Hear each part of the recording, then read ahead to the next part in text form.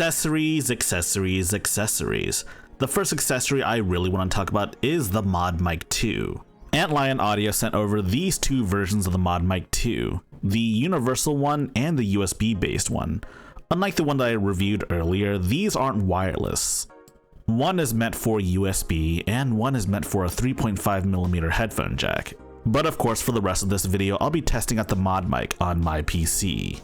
So I'm currently using the ModMic and it kind of sounds like this. Even just listening to my own recordings, this sounds like a world of difference between this ModMic and my Samsung G Pro. My big concern is that I had to increase the vocal track by 15 decibels when I started using this thing. For a gaming mic, it's pretty good, and its main feature is that you can stick it on any set of headphones you'd like. And if you've bought a ModMic in the past, and you've already got the little adapter thing, you can also use that as well. Now, yes, I would recommend this primarily as a gaming mic. I wouldn't really use this if you were, say, a content creator. Content creators should spend a lot more on microphones. And I certainly did, at least. You may be wondering why you can't hear any background noise, and that's because I tend to filter it out in my entire vocal track. So if I were, say, actually playing games with my friends, then I would probably use this over my streamer mic. And yes, my voice sounds completely different using this compared to the mic that I usually use. So all in all, it was a fun little diversion, a fun little setup, and a good way to show you what the product actually does. Does it work on Steam Deck? The answer is yes, because it just registers itself as a microphone. No special drivers required, and it comes with a USB Type-C adapter. The next product I want to talk about is this ceramic keycap set by Cerakey, because honestly, when am I ever going to talk about this? Essentially, this is a keycap set made out of ceramic, and it looks kind of plain, but what matters is not what it looks like, but rather how it feels in the hand.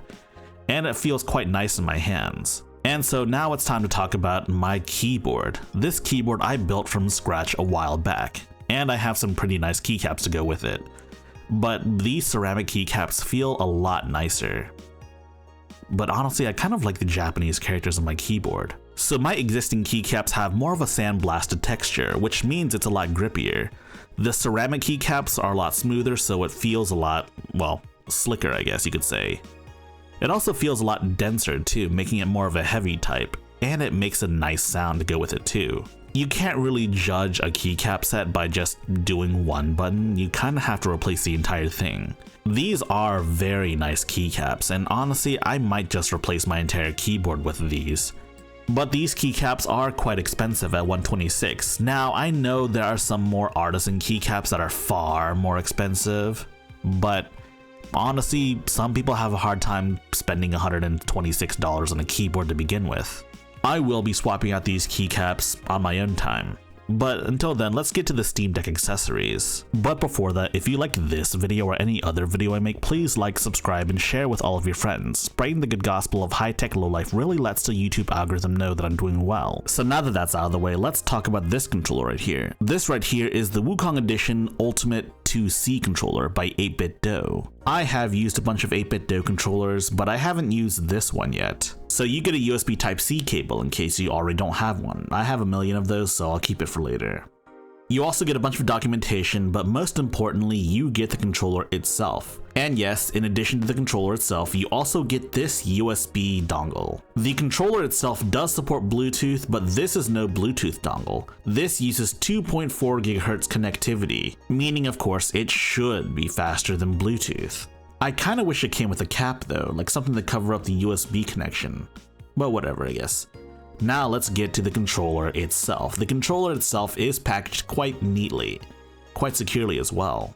The controller features a full complement of controls, including extra macro buttons. You see that third set of buttons near the triggers and bumpers? That's your macro button, and honestly, those are a great place for macro buttons. I've said this before in a couple of videos, but I think macros should be next to the triggers. And as for programming those extra macro buttons, you can do so with or without the software. If you have multiple 8BitDo controllers, then it might be worth downloading the software. But if, say, this is your only 8BitDo controller, then it's probably not worth it. The instructions will tell you how to program those macro buttons pretty easily.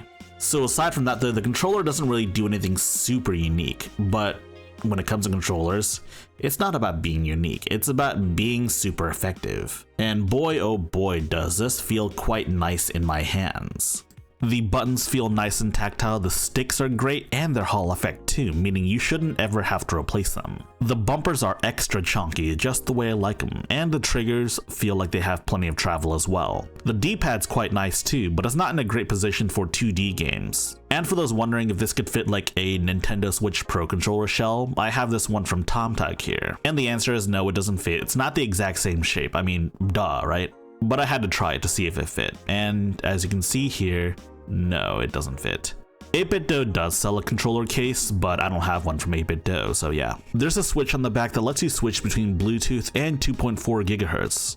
It's good in case you need Bluetooth, but to be honest, if you can, I would recommend using the dongle instead. There's less latency. And there are also turbo modes, but I'm not super interested in those. Another accessory I want to talk about is the mod case by JSOX. This time it's for the ROG Ally X. And to answer everyone's questions, no, the original mod case does not fit the ROG Ally X. You do have to get a new one because the Ally X is a little bit thicker. Anyways, if you're familiar with the kill switch, or in this case JSOX's mod case, it's essentially a hard case that lets you attach things to the back. Like that JSOX battery over there that I attached to the back of it.